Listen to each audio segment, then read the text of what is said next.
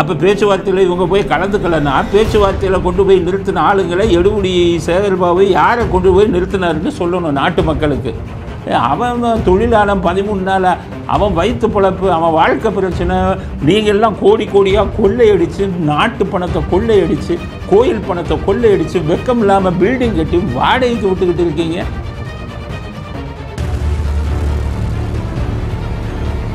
இன்றைக்கி அந்த தொழிலாளர்கள் பாதிக்கும் போது அவனுக்கு ஆதரவாக போடுறதுக்கு துப்பு இருக்கா உனக்கு? சன் டிவிக்கும் உன்னுடைய உறவுகளை வந்து கட்சி உங்கள் குடும்பத்தை சேர்ந்தவர்களுக்கு மட்டும் ஆதரவாக போடுறீங்க. எவ்வளவு இதுக்கு அனுபவிச்சிருக்காங்க அவங்க? இல்லை அவங்க பிரச்சனைக்கு தீர்வு வந்ததா?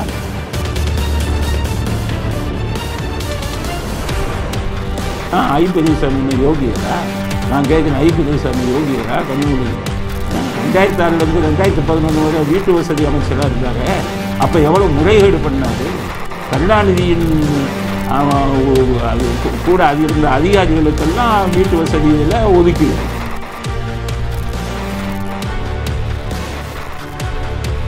சபரீசன் பெண்ணுன்னு ஒரு நிறுவனத்தை வச்சு நூற்றுக்கணக்கான வேலைக்கு வச்சு இந்த மோசடி பண்ணுறதுக்கு தான் வச்சுருக்காங்க.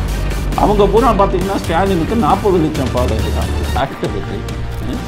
ஃபேஸ்புக்கெல்லாம் பார்த்திங்கன்னா இவங்களுடைய ஃபாலோயர்ஸ்ன்னு போடுறதுக்கு இதுவே சில கம்பெனிகள் அவன் கேட்பான், சார் உங்களுக்கு 10 லட்சம் கொண்டு வருவா, எனக்கு 10 லட்சம் கொடுங்க, ஒரு வாரத்தில் உங்களுக்கு 10 லட்சம் ஃபாலோயர் கொண்டு வருதுன்னு ஏற்றுறான்.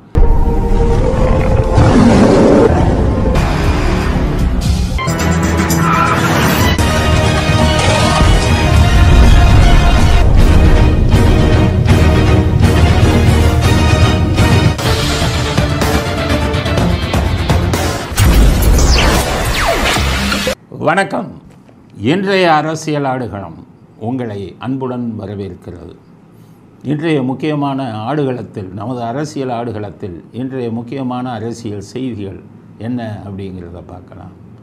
முதல் செய்தி, தூய்மை பணியாளர்கள் போராட்டம் முடிந்துவிட்டது என்று ஸ்டாலின் அரசு அறிவித்திருக்கிறது. அது மட்டுமல்ல, எங்களுக்குள் ஒப்பந்தம் போட்டு விட்டோம் என்று சொல்லி ஊரை ஏமாற்றி அவர்களுக்கே தெரியாமல் இந்த சேகர்பாபு வந்தாலே அது குட்டிச்சவர் ஆகிடும். ஏன்னு கேட்டிங்கன்னா, இந்த கார்ப்பரேஷனுக்கு மந்திரி யார்? உள்ளாட்சித்துறை மந்திரி யார்? KN நேரு. அவர் தான் 4000 கோடியை முங்காம் போட்டார். இந்த சென்னையில் வந்து இந்த வெள்ள நீருக்கு வடிகால் அமைக்கும் பணிக்கு வந்து 4000 கோடி செலவு பண்ணேன்னு முங்காம் போட்டார். இப்போ இது வந்து தூய்மை பணியாளர்கள் சம்மந்தப்பட்ட ஒரு விஷயம். தூய்மை பணியாளர்கள் எல்லாம் வந்து சென்னை கார்ப்பரேஷனை சேர்ந்த தூய்மை பணியாளர்கள் தான் அந்த போராட்டம் நடத்துகிறாங்க. அப்போ இதை வந்து சால்வ் பண்ணணும், இதை தீர்த்து வைக்கணும்னா அந்த துறை மந்திரி KN நேரு தானே பேசணும். KN நேரு பேசாமல் சேகர்பாபு உள்ள வர்றாரு, அந்த போராட்டத்தை முடித்து வச்சுருக்காரு. எப்படி போராட்டத்தை முடித்து வச்சுருக்காரு? நள்ளிரவில் 12 மணிக்கிலிருந்து 1 மணிக்கு தங்களை கைது செய்ததாக அவங்க சொல்கிறாங்க. இந்த வீடியோவில் பாருங்கள், அவங்களே சொல்கிறாங்க. ஒருத்தர் வயசான இன்ஸ்பெக்டர் ஏறினாரு, அப்படியே கேட்குறோம், சார் எந்த சத்தத்தை சார் எங்களை இட்டுமே விற்க போறீங்கன்னு கேட்குறான். ஏமா அதெல்லாம் இன்னும் ரூல்ஸ் வரலாமா, டைம் ஆகும் இருங்கண்ணா. சுற்றி வராங்க 1 ஹவரா. 12:30 மணிக்கு ஏற்றணுங்களே, 1:30 மணி 2:10 இட்டு போய் எங்களை சத்தத்தில் போடுறாங்க. 12 மணிக்கு எங்களை கைது செஞ்சாங்க, 1 மணிக்கு கைது செஞ்சாங்க. என்ன பண்ணியிருக்காங்க? உயர்நீதிமன்றம் அவர்களை அப்புறப்படுத்தலாம்னு சொல்லிட்டாங்க. அதில் உயர்நீதிமன்றத்தை வந்து நம்ம குறை சொல்ல முடியாது. ஏன்னா தலைமை நீதிபதி கிளீனாக சொல்லியிருக்காரு. எப்படின்னா, நீங்கள் ஒரு போராட்டம் நடத்தணும்னா அரசாங்கத்திட்ட அனுமதி வாங்கணும்.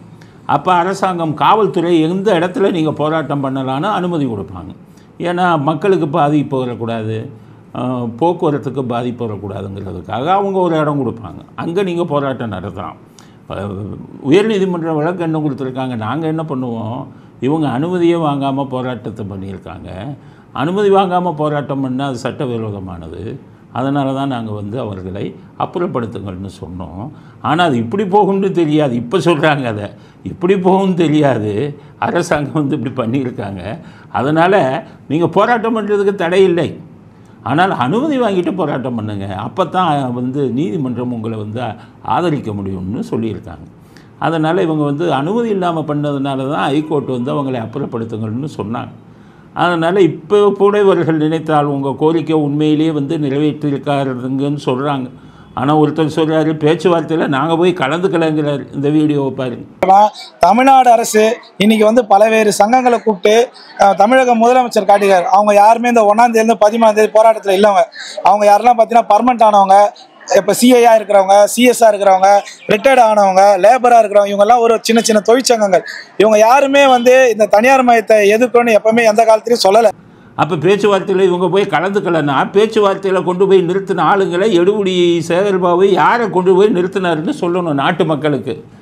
அவன் தொழிலாளம் 13 நாள் அவன் வயிற்று பிழப்பு, அவன் வாழ்க்கை பிரச்சனை.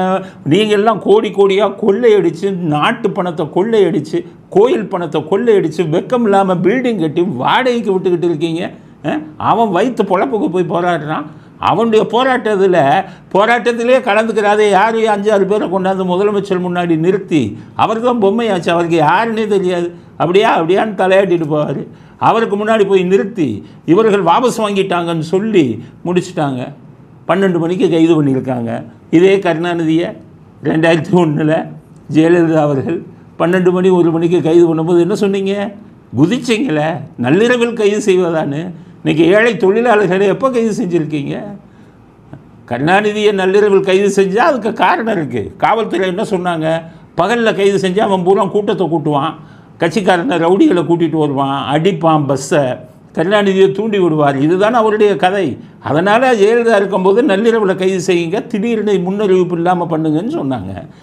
ஏழை இவனுக்கு ஆதரவாக யார் வரப்போகிறா? இந்த இப்போ துப்புரவு பணியாளருக்கு ஆதரவாக எவன் வரப்போகிறான்? எந்த அரசியல்வாதியும் வரமாட்டான். வந்தாலுமே வந்து இதாக பண்ணும். கம்யூனிஸ்ட் வாயை திறக்கிறாங்களா? நள்ளிரவில் என்னை கூட்டிகிட்டு போனாங்க, கைது செஞ்சாங்கன்னு ஒரு கம்யூனிஸ்ட்டு கண்டனம் தெரிவித்தானா? பெண்கள்லாம் சொல்கிறாங்க அடித்தாங்க, எங்களை இது பண்ணாங்க காவல்துறைன்னு சொன்னாங்களே. எவனாச்சும் ஒரு அரசியல்வாதி கண்டனம் தெரிவித்தானா அந்த ஏழை தொழிலாளர்களுக்காக? கருணாநிதி இது பண்ணும்போது மட்டும் குண்டாங்க. அப்படி குண்டு கட்டால் தூக்கும்போது அவர் ரவுடித்தனம் பண்ணார். வர முடியாதுன்னாரு. முரசொலி மாறன் குத்துவேன்னாரு. தூக்கினான் தலைக்கு மேலே. அன்னைக்கு என்ன குதிச்சிங்க இந்த சன் டிவியில் வச்சு, என்ன ஊரை ஏமாத்துனீங்க. அது மாதிரி இந்த ஏழை தொழிலாளர்களுக்கு சன் டிவியில் ஒரு சப்போர்ட் பண்ணி போட்டிங்களா? இவங்கெல்லாம் போடுற பிச்சையில் பிழைக்கிறவன் தான் நீ சன் டிவி. அத்தனை தமிழ்நாட்டு மக்கள் பார்த்து அதை தொழிலாக்கி பிச்சை எடுப்பவன் தான் சன் டிவி. இன்றைக்கி அந்த தொழிலாளர்கள் பாதிக்கும் போது அவனுக்கு ஆதரவாக போடுறதுக்கு துப்பு இருக்கா உனக்கு? சன் டிவிக்கும் உன்னுடைய உங்களை கட்சி உங்கள் குடும்பத்தை சேர்ந்தவர்களுக்கு மட்டும் ஆதரவாக போடுறீங்க. எவ்வளவு இதுக்கு அனுபவிச்சிருக்காங்க அவங்க? இல்லை அவங்க பிரச்சனைக்கு தீர்வு வந்ததா? என்ன சொல்கிறாங்க? அவங்க பிரச்சனை மெயின் பிரச்சனை என்ன? தனியார்மையை விடாதீங்க, தனியார்கிட்ட விடாதீங்க. எங்களுக்கு பணி பாதுகாப்பு இல்லை, தனியார் பாதி சம்பளம் தான் கொடுக்குறான், எனக்கு தனியாருக்கு விடாதீங்கிறது தான் நான் அவர்களுடைய கோரிக்கை. அந்த கோரிக்கையில் எதை நிறைவேற்றினீங்க? ஸ்டாலினை கேட்குறேன். அந்த கோரிக்கையை நிறைவேற்றினீர்களா? ஏதோ 5-6 கோரிக்கையை நிறைவேற்றிட்டோங்கிற மெயின் கோரிக்கை தானே நிறைவேற்றணும். அவனுக்கு அரசாங்கத்தில் 30,000 ரூபா கணக்கு எழுதிட்டு அவனுக்கு 10,000 ரூபா கொடுக்குறீங்களே, மீதி 20,000 ரூபாயை சுரண்டி திங்கிறீங்களே. உங்களுக்கு வெக்கம் இல்லையா? அரசாங்கம் உங்களுக்கு ஸ்டாலினுக்கு தான் கேட்குறேன், வெக்கம் இல்லையா உங்களுக்கு? ஒரு ஏழை தொழிலாளனுக்கு வயிற்றில் அடித்து அந்த பணத்தில் கொள்ளை அடிக்கிறீங்களே, ஊழல் பண்ணுறீங்களே. நீங்கள்லாம் எத்தனை பாவத்தை அனுபவிக்க போகிறீங்கன்னு தெரியலையே. அவன் பூரா தூய்மை பணியாளரையா 10,000 ரூபா 12,000 ரூபா கொடுக்குறான் தனியார் கம்பெனி, மீதி அவன் எடுத்துக்கிறான். உங்களுக்கு எவ்வளோ கொடுக்குறான்? என்னுடைய கேள்வி அதுதானே. உங்களுடைய ஊழலே விஞ்ஞானபூர்வமான ஊழல். G2ன்னு பேர் வச்சுருக்காங்க. நீங்கள் போய் G2 எடுத்து பாருங்கள், ஓனர் வேறு பேர் இருங்க, இவங்க குடும்பத்து பேர் யாருமே வராது. ஆனால் G2 எல்லா நிலத்தையும் வாங்கி அதிக விலைக்கு விற்று கோடிக்கணக்கில் சம்பாதிப்பதாக கணக்கு காமிச்சிக்கிட்டு இருக்காங்க. நீங்கள் நினைக்கிற மாதிரி G2 அவங்க விற்று பணம் சம்பாதிக்கிறதுக்கு இவர்களுக்கு அவசியம் இல்லை. அரசாங்கத்தில் ஆயிரக்கணக்கான கோடி, லட்சக்கணக்கான கோடி சம்பாதிக்கிறாங்க. பிடிஆர் சொன்னபடி 2 வருஷத்தில் உதயநிதி ஸ்டாலினும் சபரீசனும் 30,000 கோடி சம்பாதிச்சதாக சொல்கிறாங்க.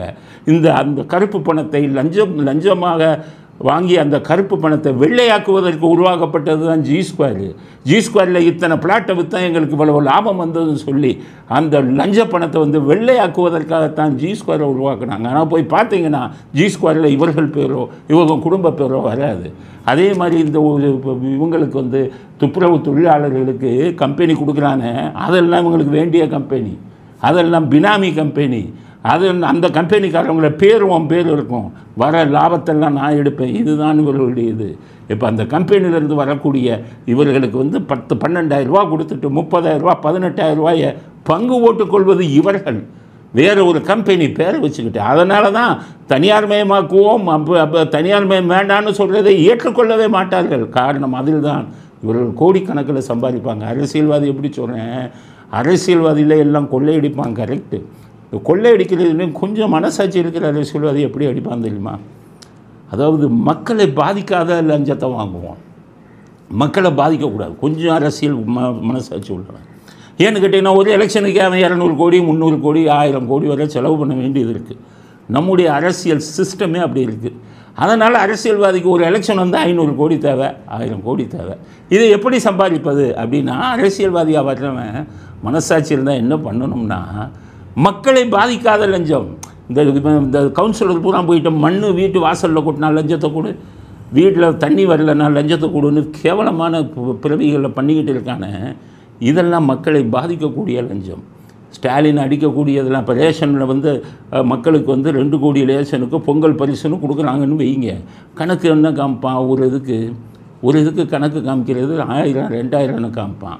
ஆனால் அதில் கமிஷன் அடித்து 500 கோடி தான், மீதியெல்லாம் அவன் கமிஷன் அடிப்பான். இது மக்களை பாதிக்கக்கூடிய லஞ்சம்.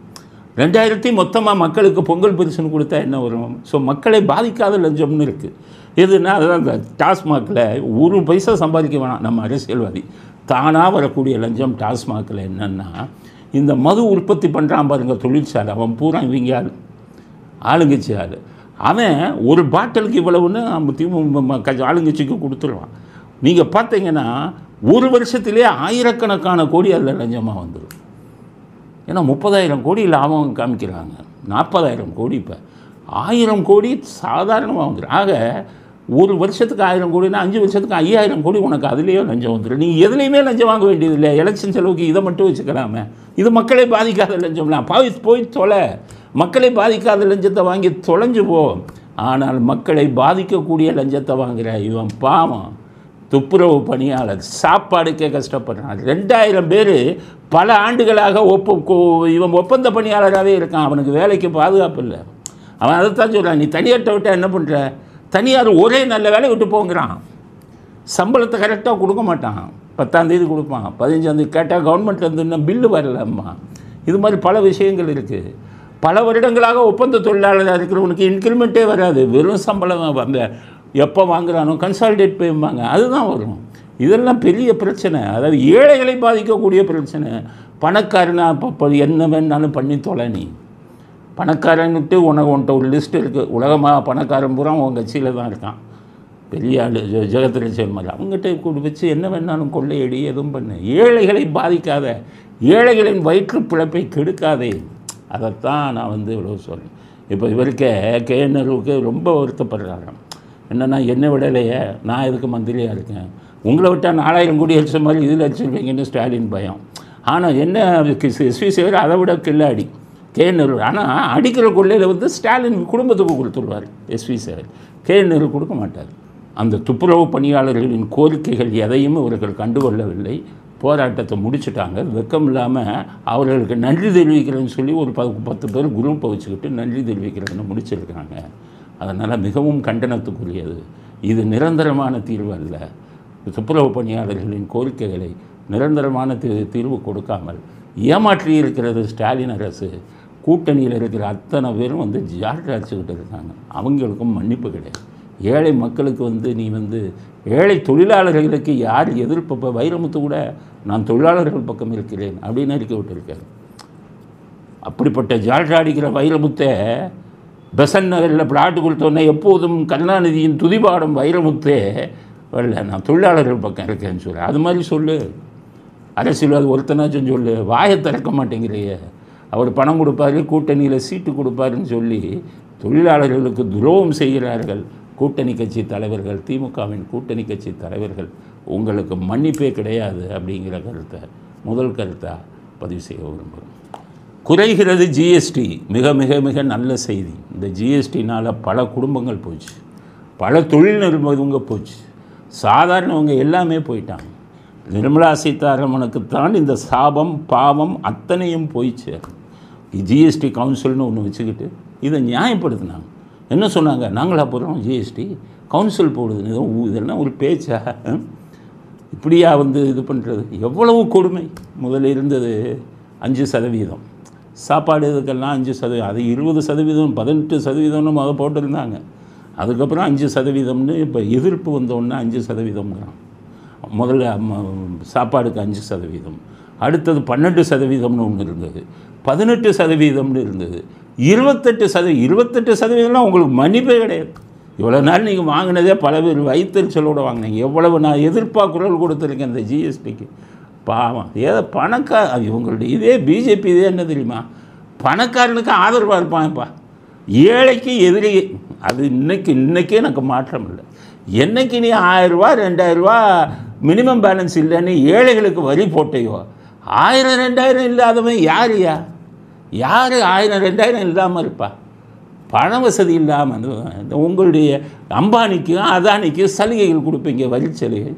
1000 ரூபா இல்லாதவனுக்கு போட்டபோதே நீங்கள் ஏழைகளின் எதிரிகள்னு பல இதுங்களில் பிஜேபியை நான் விமர்சனம் செய்திருக்கிறேன். ஆனால் இப்போ ஒரு நல்ல விஷயம் என்னென்னு கேட்டிங்கன்னா, 5% ஜிஎஸ்டி, 12% ஜிஎஸ்டி, 18% ஜிஎஸ்டி, 28% ஜிஎஸ்டின்னு 4 அடுக்காக இருந்த ஜிஎஸ்டியை 2ஆக மாற்றியிருக்கிறார்கள். அதாவது 28% ஜிஎஸ்டியை இது பண்ணிடுறாங்க, அது வந்து முற்றிலும் இல்லாமல் பண்ணிட்டாங்க. அது நல்ல விஷயம். 28% சம்பாதிக்கிறதுல 3இல் 1 பங்கை உங்களுக்கு கொடுத்துட்டு அவனா ரோட்டில் நிற்பான பிச்சை எடுக்கிறதுக்கு. இவ்வளவு நாளாக நீங்கள் வச்சுருந்ததே மிகப்பெரிய கொடுமை. பிஜேபிக்கு நாங்கள் நிறைய கண்டனம் தெரிஞ்சு 28% இப்போ எடுத்துட்டாங்க. 28% எடுத்து இப்போ 12%ன்னு ஒன்று இருந்தது. இந்த 12% அப்படிங்கிறத ஃபுல்லாக எடுத்துட்டாங்க. 12% இல்லை, 28% பூரா 18% வந்துடுச்சு. 12% இருந்ததெல்லாம் 5% குறைக்கப்பட்டிருக்கிறது. ஆக 2 அடுக்கு 5%, 18%. ஏதோ முதல் இருந்ததோட பரவாயில்ல. 18ங்கிறது எங்களுக்கு உடன்பாடு இல்லை. 18ங்கிறது இன்னும் குறைக்கணும். ஏன்னா சம்பாதிக்கிறவன் இதை கொடுத்துட்டு அதுக்கப்புறம் இன்கம் டேக்ஸில் 33%. நாட்டில் ஒருத்தன் சம்பாதிச்சு இது பண்ணுறதுன்னா அதுதான் அந்த பீடா விற்கிறவன் இது விற்கிறவன் எல்லாத்துக்கும் நோட்டீஸ். அவன் ஜிபேயே வாங்க மாட்டேன்னு போட்டான். பெங்களூர்லாம் போர்டு. அப்புறம்தான் இப்போ வந்தாங்க ஜிபேயே வாங்க மாட்டேன் அப்படின்ட்டான். இப்போ பாருங்கள், இந்த ஐசிஐசிஐ பேங்க்குன்னு ஒன்று இருக்குது. அவன் என்ன பண்ணியிருக்கான், முன்னாடி அவன்கிட்ட மினிமம் 10,000 ரூபா இருக்கணும் உங்கள் பேங்க் அக்கௌண்ட்டு, இல்லைன்னா ஃபைன் போடுவான். அதை என்ன பண்ணான், 10,000லேருந்து மினிமம் 50,000ன்னு போட்டான். வெளிநாட்டு வங்கி அது. உடனே அரசாங்கம் ஒன்றும் சொல்லலை, அரசாங்கம் வேடிக்கை பார்த்துக்கிட்டு இருக்காங்க.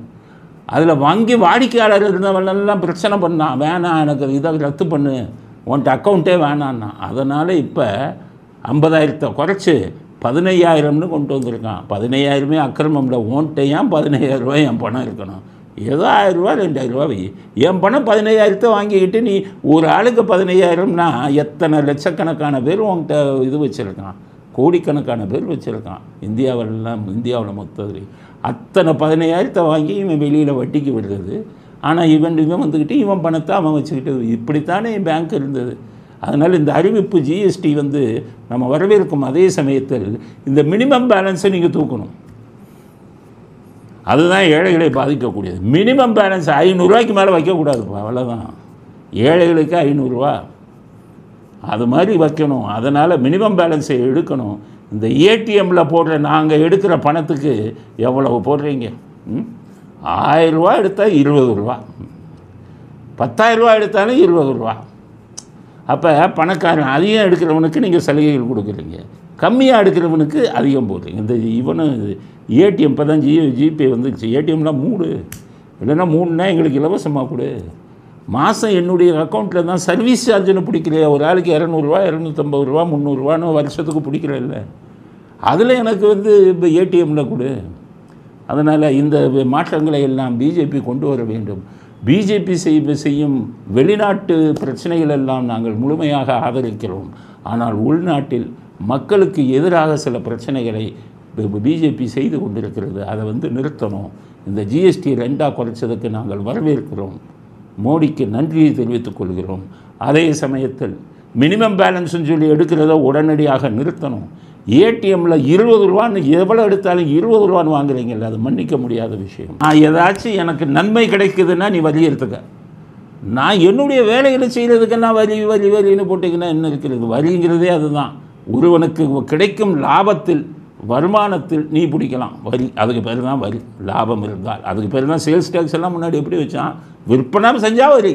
நான் என்ன இன்சூரன்ஸ் போய் போட்டால் வரி, பைக்குக்கு சர்வீஸ் பண்ணால் அதுக்கு ஜிஎஸ்டி, எல்லாத்துக்கும் நின்றால் ஜிஎஸ்டி, நடந்தால் ஜிஎஸ்டி, பார்த்தால் ஜிஎஸ்டின்னு அப்படி கொண்டு வந்திருக்கீங்க. அதனால் 5-18 கொண்டு வந்த இந்த இதில் சில விஷயங்களுக்கு ஜிஎஸ்டி இருக்கக்கூடாது. திருமாவளவன் சொல்கிற மாதிரி ஜிஎஸ்டி இருக்கக்கூடாதுன்னா நாட்டை நடத்த முடியாது. சில விஷயங்களுக்கு ஜிஎஸ்டி, ஏன்னா தினமும் நம்ம ஜிஎஸ்டி கட்டாமல் இருக்கிறது இல்லை. காலையில் எழுந்திரிச்சு நைட்டு கட்ட இருந்தீங்கன்னா நீங்கள் ஏதாச்சும் ஒரு இதில் ஜிஎஸ்டி கட்டிடுவீங்க. அது இருக்கக்கூடாது. அவர்களுக்கு இது பண்ணக்கூடிய லாபத்துக்குத்தான் நீங்கள் ஜிஎஸ்டி பண்ணணும். மனித இயக்கத்துக்கு ஜிஎஸ்டின்னு கொண்டு வரக்கூடாது. மனிதன் இயங்கித்தான் ஆகணும் காலையிலேருந்து சாயங்காலம். அது ஒன்றுலேயே அவனுக்கு வரி போட்டு போனீங்கன்னா அதை ஏற்றுக்கொள்ள முடியாது.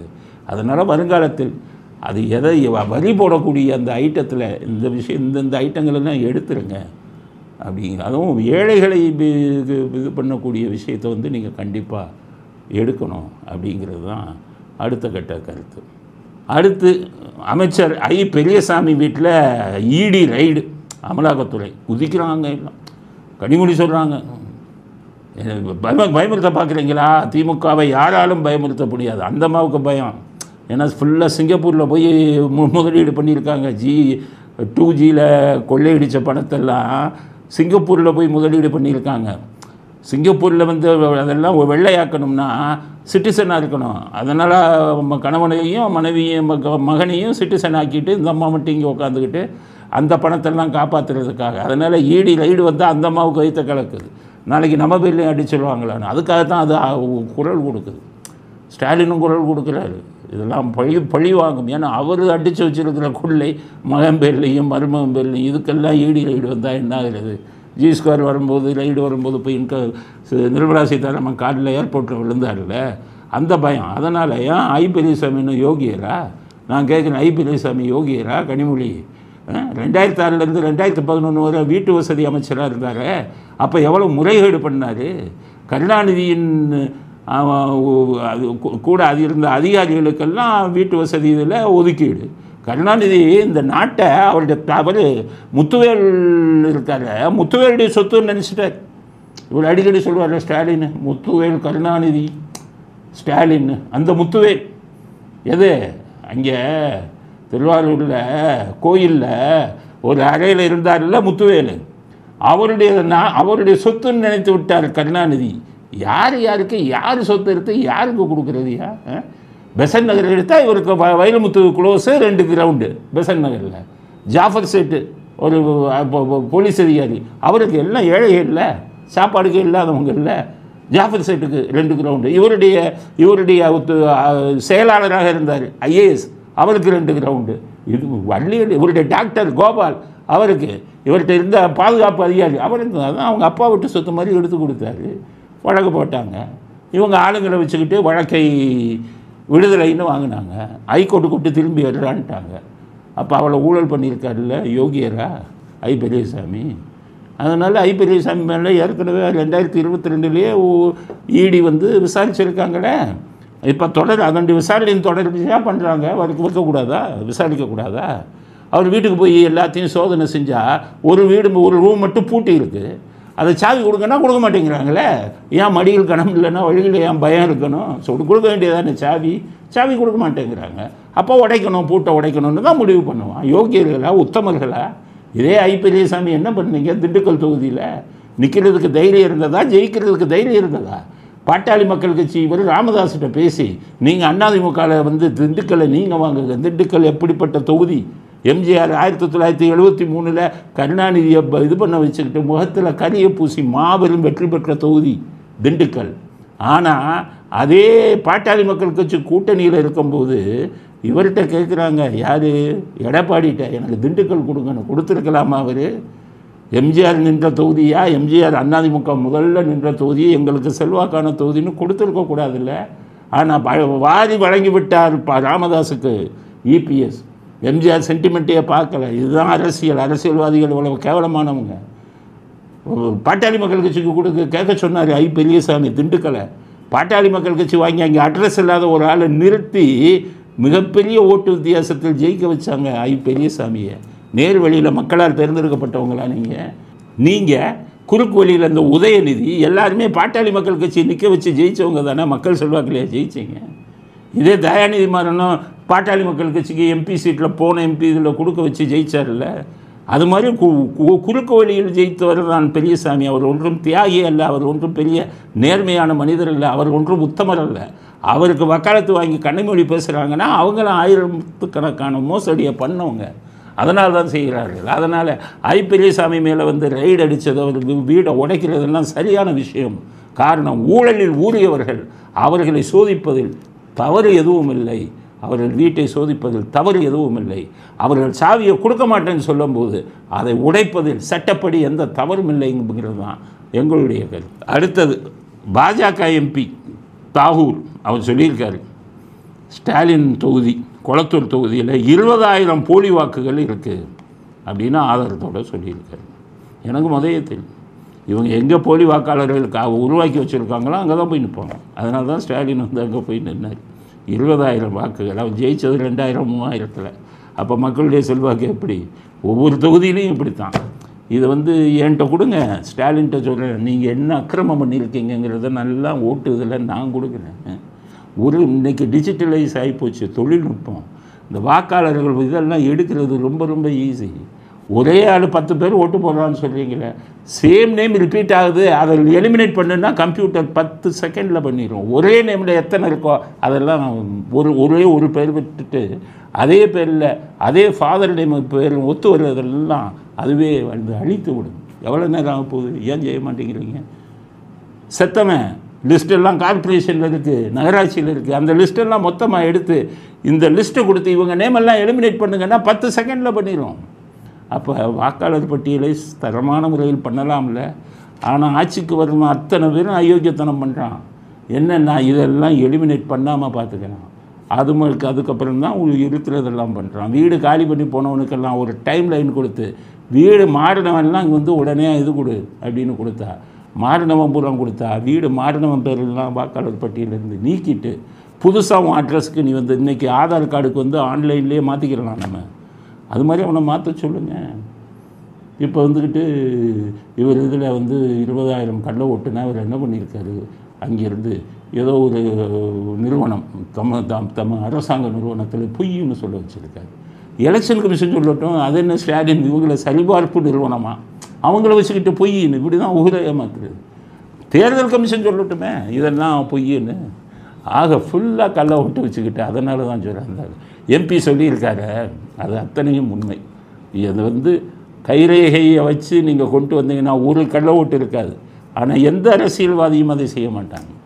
ஏன்னா தனக்கு சாதகமாக கள்ள ஓட்டு போடலாம்னு தான் எல்லா அரசியல்வாதியும் நினைத்து கொண்டு இருக்கிறார்கள். அதனால் தான் இவ்வளவு கள்ள ஓட்டு இருக்குது. இதை வந்து ஜனநாயகம்னு நம்மளும் வெக்கம் இல்லாமல் சொல்லிக்கிறோம், நம்மளும் வெக்கம் இல்லாமல் போய் ஓட்டு போடுறோம். நீ ஓட்டு போடலன்னா அவன் ஜெயிச்சிருவானே. டிஆர் பாலு சொல்லலை, 100 கோயில் அடிச்சையா, நீ எல்லாம் ஓட்டு போட மாட்டேன்னு தெரியும், ஆனால் உன் ஓட்டை எப்படி வாங்கணும்னு தெரியும்னு வெளிப்படையாக பேசியவங்க தானே அவங்க. அதனால் அவங்க அதை பற்றி கவலைப்பட மாட்டாங்க அப்படிங்கிறது அடுத்த செய்தி. அதனால் ஃபுல் ஓட்டுதையும் எடுத்துகிட்டு போட்டால் அத்தனை தொகுதிகளிலும் திமுக டெபாசிட்டை இழக்கும் அப்படிங்கிறது தான் உண்மை. அது விரைவில் இறைவன் அருளால் அது விரைவில் நடக்கும் அப்படிங்கிறத நாம் நம்புவோம் அப்படிங்கிறது அடுத்த கட்ட செய்தி. அரசியல்வாதிகளும் ட்விட்டரும் அப்படிங்கிற ஒரு இது இருக்குது. இந்த ட்விட்டரில் அரசியல்வாதி பூரா பார்த்திங்கன்னா ஒவ்வொருத்தரும் ஒரு இதை வச்சுக்குவாங்க. அதில் வந்து பார்த்திங்கன்னா கீழே பின்பற்றுபவர்கள் அப்படின்னு இருக்கும், கீழே ஃபாலோயர்ஸ் அதாவது பின்பற்றுபவர்கள் அப்படின்னு இருக்கும். அதில் ஒவ்வொரு அரசியல் தலைவர்களுக்கும் பார்த்தோன்னா லட்சம் கோடியில் போகும். இப்போ இன்றைக்கி 2-3 பத்திரிகைகள் எழுதியிருக்காங்க, ட்விட்டரில் மோடிக்கு 10 கோடி ஃபாலோயர் அப்படின்னு போட்டிருக்கு. ஆனால் அதில் 60% போலி அப்படின்னு பத்திரிகையில் எழுதுகிறாங்க.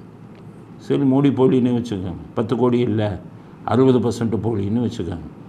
உங்கள் ஸ்டாலின் யோகியதை என்ன? ஸ்டாலின் என்ன போட்டிருக்காரு? 40 லட்சம் ஃபாலோயர்ஸ் ஆகுது. திமுகவில் இருக்கிறதே 1 கோடி பேர் உறுப்பினர்னு சொல்கிறாரு ஸ்டாலின். திமுகவில் இருக்கிறவனுக்குமே எழுத பிடிக்க தெரியாது, கையெழுத்து ஒழுங்காக போட தெரியாது, அவன் கம்ப்யூட்டரில் தொட தெரியாது. இவெல்லாம் 1 கோடி பேர் தான் இருக்கான்னா 40 லட்சம் பேர் ட்விட்டர்னா இப்போ நீங்கள் வந்து எப்படிப்பட்ட போலின்னு கதை சொல்லவா? உங்கள் சபரீசனை வச்சுக்கிட்டு நீங்கள் ட்விட்டர்லேயும் இதுலேயும் என்னென்ன மோசடி பண்ணீங்கிற கதை சொல்லவா? உங்கள் சபரீசன் பென்னு ஒரு நிறுவனத்தை வச்சு 100கணக்கான பேரை வேலைக்கு வச்சு இந்த மோசடி பண்ணுறதுக்கு தான் வச்சுருக்காரு. அவங்க பூரா பார்த்திங்கன்னா ஸ்டாலினுக்கு 40 லட்சம் ஃபாலோவரான். யார்கிட்ட விடுறீங்க? ஃபேஸ்புக்கெல்லாம் பார்த்திங்கன்னா இவங்களுடைய ஃபாலோயர்ஸ்னு போடுறதுக்கு இதுவே இருக்குது. சில கம்பெனிகள் அவன் கேட்பான், சார் உங்களுக்கு 10 லட்சம் கொண்டு வருவா, எனக்கு 10 லட்சம் கொடுங்க, ஒரு வாரத்தில் உங்களுக்கு 10 லட்சம் ஃபாலோயர் கொண்டு வந்துடுன்னு ஏற்றுறான். அரசியல்வாதிக்கு ஃபாலோயர்னு சொல்கிற அத்தனை பேரும் மோசடி மன்னர்கள்.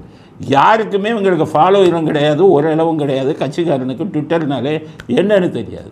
எல்லாம் நீங்கள் ஒழுங்கான எடுத்தீங்கன்னா 1 லட்சம் 2 லட்சம் இருந்தால் அதிகம். இதுதான் உண்மையான நிலைமை. ஊரை ஏமாற்றிக்கிட்டு இருக்காங்கிறது தான். ஆக இதுக்குன்னே டீம் வச்சுருக்கிறது. லைக்ஸ் போடுறாங்களே எல்லாம் இவங்களாக போடுறது, இவங்களே திமுக காரங்க எல்லாம் போகஸ். அப்படி ஆடே இல்லை. எல்லாத்தையும் போலி மெம்பர்களை உருவாக்கி இதுக்குன்னு கால் சென்டரை வச்சு முதல்ல சபரீசனை வச்சு பண்ணாங்க. இப்போ டிஆர்பி ராஜாங்கிற மந்திரியை வச்சு பண்ணுறாங்க. அத்தனையும் மோசடி, எல்லாமே பொய். ட்விட்டரில் ட்ரெண்டிங் போடுவாங்க, மோடி கோ பேக், மோடி திரும்பி போன்னு போட்டால் அதுக்கு வந்து லட்சக்கணக்கான பேர் அதில் வர்ற மாதிரி போடுவாங்க. அவ்வளவும் போலி. அவ்வளவுக்கும் பணம் கொடுத்து வைக்கிறான் டிஎம்கேக்காரங்க. பிஜேபிக்காரங்க பண்ணலைன்னு நான் சொல்லலை, இவங்களை பார்த்து அவங்களும் கற்றுக்கிட்டாங்க. இப்போ தமிழ்நாடு பிஜேபி இதுலேயும் இந்த போலி இதெல்லாம் தான் போடுறாங்க. அரசியல்வாதிகள் பூரா அப்படி தான். அதுதான் என்னுடைய இது. அதனால் வெக்கம் இல்லாமல் ட்விட்டரில் எனக்கு 50 அது மோடிக்கு 10 கோடியில் 60 பொய்ன்னு சொல்கிறதுக்கு உங்களுக்கு அறியாத இல்லை. காரணம் இந்த அயோக்கியத்தனத்தை, இந்த போலித்தனத்தை பண்ணவங்களே நீங்கள் தான். வாக்காளர் பட்டியலிருந்து எங்கெங்கே போகிறீங்களோ அங்கே பூரா அயோக்கியத்தனம் தான் திமுக. அதில் நான் இப்போ ஏடிஎம்கே வச்சுருக்காங்களே இந்த டீமில் நான் வாட்ச் பண்ணுறேன், அவங்களுக்கு தெரியலை, பண்ணலை. டிஎம்கேக்காரன் தான் ஃபுல்லாக பண்ணுறான். பிஜேபி அவங்களுக்கு கவுண்டர் கொடுக்குறாங்க, அவங்களை எதிர்த்து பண்ணுறதுக்காக பண்ணிக்கிட்டு இருக்கு. இது எல்லாமே வேணும். நேர்மையான முறையில் தேர்தலை சந்திங்கய்யா. நேர்மையான முறையில் உனக்கு யார் ஆதரவு கொடுக்குறாங்கிறத நேர்மையான முறையில் மக்கள்கிட்ட சொல்லுங்கள். 300 பேர் 400 பேரை வச்சு வேலை வச்சுக்கிட்டு கருணாநிதி வாழ்க, அண்ணாமலை வாழ்க, இதெல்லாம் ஒரு பொழப்பான்னு கேட்குறேன். ஏதோ போடுறீங்க, போலியில் இருக்காதீங்க. உங்களை எப்படி மக்கள் நம்புவோம்? அயோக்கியத்தனம் பண்ணுற நீங்கள் எல்லாம் முதலமைச்சராக வந்தீங்கன்னா நாடு எப்படி உருப்படும்? ஸ்டாலினுக்கு ட்விட்டர்னாலே என்னன்னு தெரியாது, ட்விட்டரில் பார்க்க தெரியாது, அதில் டைப் பண்ண கூட தெரியாது ஒரு மொபைல் ஃபோனில். மருமங்க உட்காந்துக்கிட்டு இத்தனை போலித்தனத்தையும் அயோக்கியத்தனத்தையும் பண்ணி நாட்டு மக்களை ஏமாற்றி கொண்டு இருக்கிறார்கள். ஆக மோடிக்கு வந்து 10 கோடி பேர் இருக்கிறதுல 60% போலினா, ஸ்டாலினுக்கு 40 லட்சம் பேர்னு இருக்காங்கல்ல பின்பற்றுபவர்கள் ஃபாலோயர்ஸு, அதில் 90% போலி அப்படிங்கிறது தான் உண்மை.